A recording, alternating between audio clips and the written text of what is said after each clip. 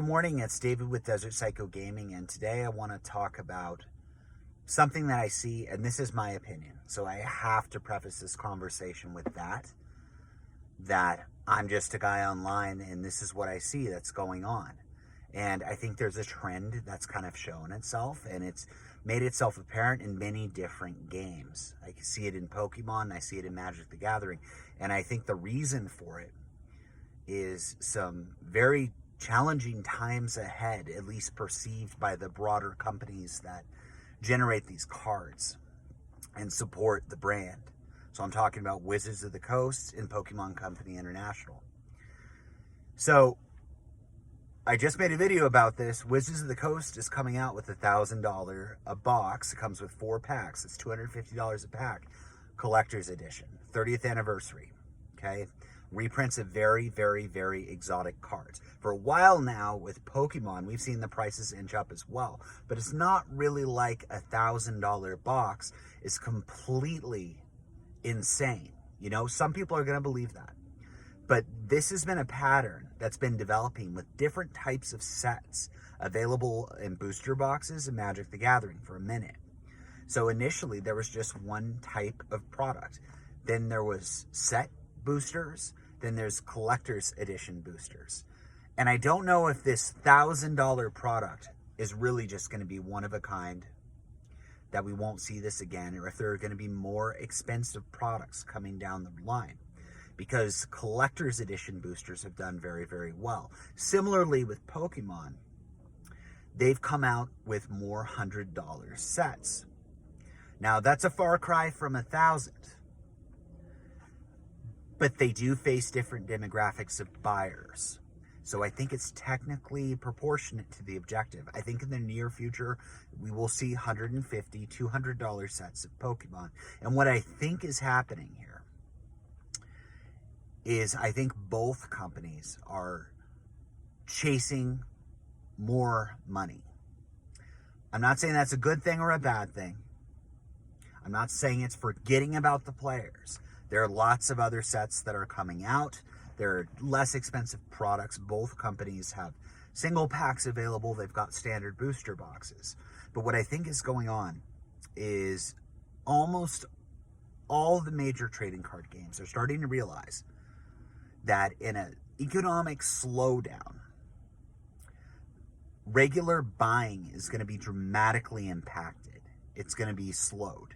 And what they need to do is they need to tap into pools of cash or buyers that buy in all market conditions. And the people who do that are generally doing that on the secondary market. There is so much money trading hands on the secondary market that Pokemon and that Wizards of the Coast, that Yu-Gi-Oh, that Metazoo, they will never see. And if you don't know what the secondary market is in trading cards, there are basically 2 markets. The primary market would be the one you get from a store, the one that distributors sell to and you go in. It could be an LGS, it could be Walmart, it could be Costco, Target. That would be considered the primary market. The secondary market would be considered buying something off Craigslist, buying something off eBay. Predominantly vintage, more recently modern, and very elusive cards that have made waves. We could refer to like Pokemon alt arts or certain types of Magic the Gathering foils, judge foils, promos, Mystic Archives.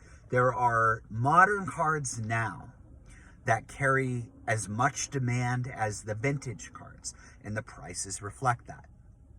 What I believe these companies are aiming for is to create more expensive products which cater to, with lower numbers, which cater to people who are looking for exclusivity and ways to get cards that line up in the current demand with these more elusive cards, but as a set.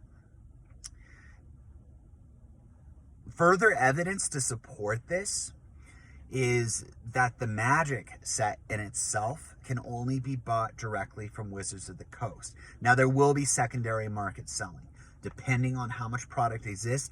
Even if there's tons of these boxes, I'm pretty certain the entire supply is going to get purchased out very, very fast, and then it will be marked up on the secondary market. But with a lot of products, let's look at Pokemon for this. Pokemon branded Elite Trainer boxes.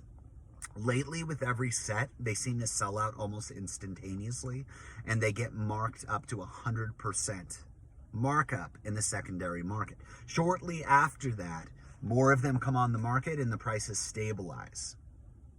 And that has been a trend, because single instances of high prices or a product getting scalped or anything of that nature does not represent any sort of real evidence as a trend or behavior or a strategy. But I think that market has been tested. And I think Wizards is realizing, with the success of a lot of these products, and I think the same is coming shortly for Pokemon, in the secondary market with these much higher prices, that they can charge higher prices on the primary market and have less products available, and people will buy them. Because there are scalpers, right? There are people who are trying to flip. There are players who want to get cards to play with decks with friends. And then there's an entirely different demographic of people who are well capitalized, or at least they have enough money set aside that they're willing to pay a premium to get these products now. It could be fear of missing out. It could be. It could also just be not that expensive relative to the person. But the fact remains, when you see a product sell for $40 and it sells for $150 right after on the secondary market, it makes you think, you know what, that's what Pokemon probably could have charged if there were less of them available. It may not be the scalpers that buy them all out and list them, but it could be the end user. And I think that's the objective. I think they're trying to price products, or they're going to shortly, to a much, much higher dollar amount to kind of bypass the scalpers and get more money. Plus, if they jack up the prices, they don't have to move as much product. The real question is, how will the secondary market be impacted? Because there is a ceiling with every single type of product, with any moderate amount of volume. If a booster box initially is sold for $80 and sold out nationally, it's very hard to imagine that box selling for more than $200 in the secondary market. These ceilings exist with almost every individual product. Whether you're talking about a promo, you're talking about an alt art card, you're talking about an ETB. These ceilings establish themselves over time, but they're largely product-based. If you look at Celebration Super Premium Collections hovering around $300, that seems to be a ceiling because it's been there for quite a while. That's as much that people want to pay right now.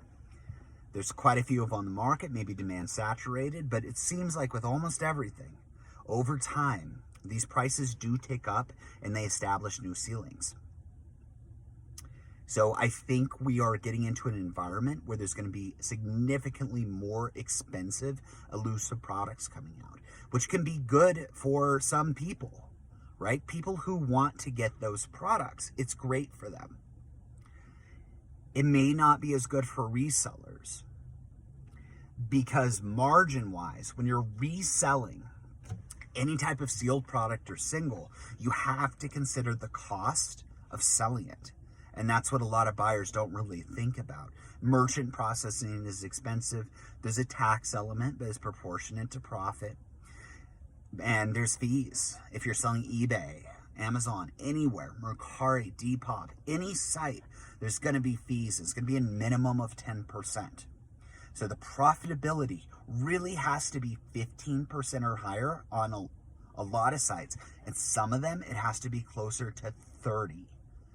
On some sites, if you're promoted, you have to sell over 30% markup to see any sort of profit.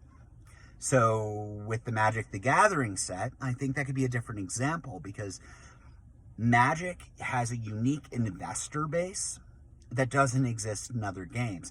And it was created over the last 30 years by people who are deeply seated in the release of Magic the Gathering. There are so many products that have gained so much money, so much value over the last 30 years, 30 to 35 years, that there are these literal millionaires minted in the game.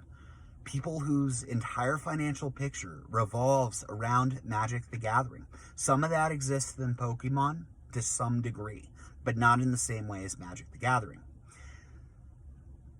So I think we're looking for a huge paradigm shift.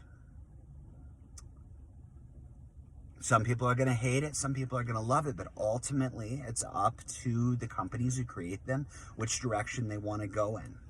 And I feel like some more expensive prices, and I'm not necessarily referring to 30th anniversary, but more expensive price trends with certain types of products across every game is testing the market for how much that first buyer is willing to pay. And that's true of newer games like Metazoo. Look at the different variants of the boxes with Metazoo, and I'm not just talking about Kickstarter. There's a lot of different variants. There's non-alternating boxes. There's that, I don't remember what it's called, but that crypto box, or the I don't remember what that's called. I'm not a big crypto guy, but there's like the token box, you know. There are variants of products that the prices are jacked up and they seem to be consumed pretty easily by the buyers. And I think these big companies want to see more of that profit initially, and I think they can. So again, this is just my opinion. Right? And I'm not saying this is good or bad. I'm not supporting higher prices or lower prices. I'm not saying this is the direction they need to go or that they should just be focusing on the game and the players. There's money left on the table, that's for sure. I think most people would agree with me. With the speed that these products are bought and then sold in the secondary market, it really makes me think that that is money that could go to Wizards. Now, should it go to Wizards? Personally, I think it will hurt the game because there's this unique environment of multiple channels and ties to a community of buying and selling and trading collectible trading cards. And that was created when it started. What is very, very new is this huge quantity of modern collectors and these massive price swings on modern cards. This is a relatively new thing at the level it's at.